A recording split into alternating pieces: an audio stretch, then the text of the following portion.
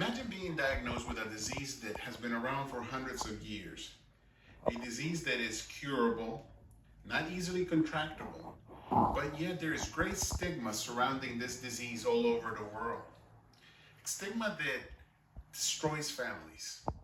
Family members have to leave their home, their community, because of this disease. That's what people living with leprosy, also known as Hansen's disease, have to endure nowadays.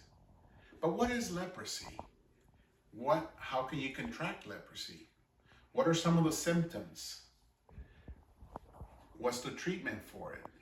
And why is there so much misconception and stigma surrounding it? Interestingly, then, most of us have heard of leprosy before. Perhaps if you went to church or if you read the Bible, you've heard of this term leprosy. But the leprosy in the Bible is not the same that we hear nowadays. It was in 1873 when Dr. Gerard Hansen discovered the bacteria that causes leprosy. And ever since, there's been other strains that have been found. One of them being the most contagious, known as lepromatous leprosy. But even the most contagious doesn't mean that you will contract it just by being exposed for a day. It would take months before you are exposed and contract this disease if you're exposed to someone who has it. But even after you are exposed, the CDC says that it would take years before you would actually show any symptoms. Yes, years before you would show any symptoms. And what are some of the symptoms? The CDC and the Cleveland Clinic mentioned that one of the symptoms would be big discolored spots all over your body.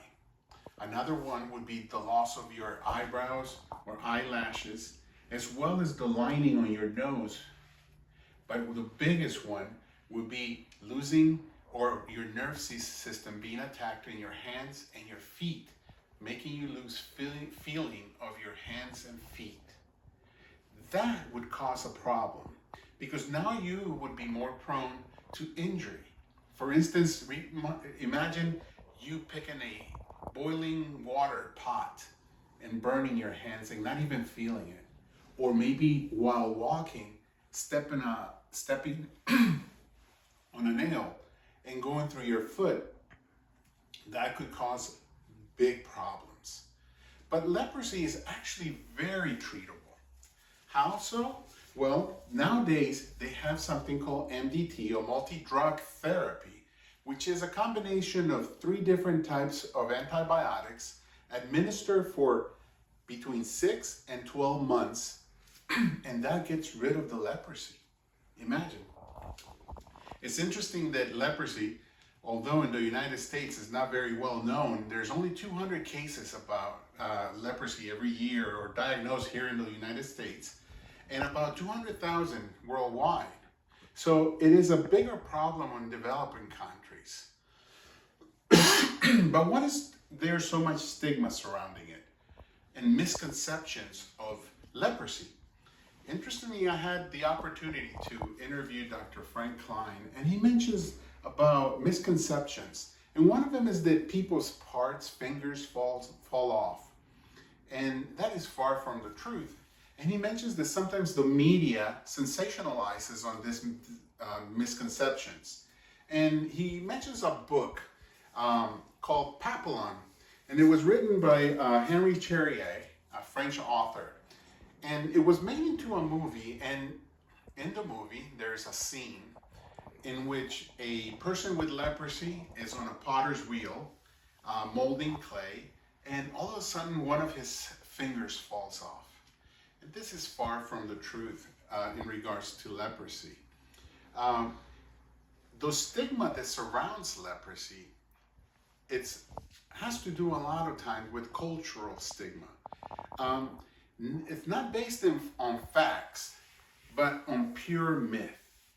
Myths that people contract leprosy because of a sin that they've committed or a curse that they've had.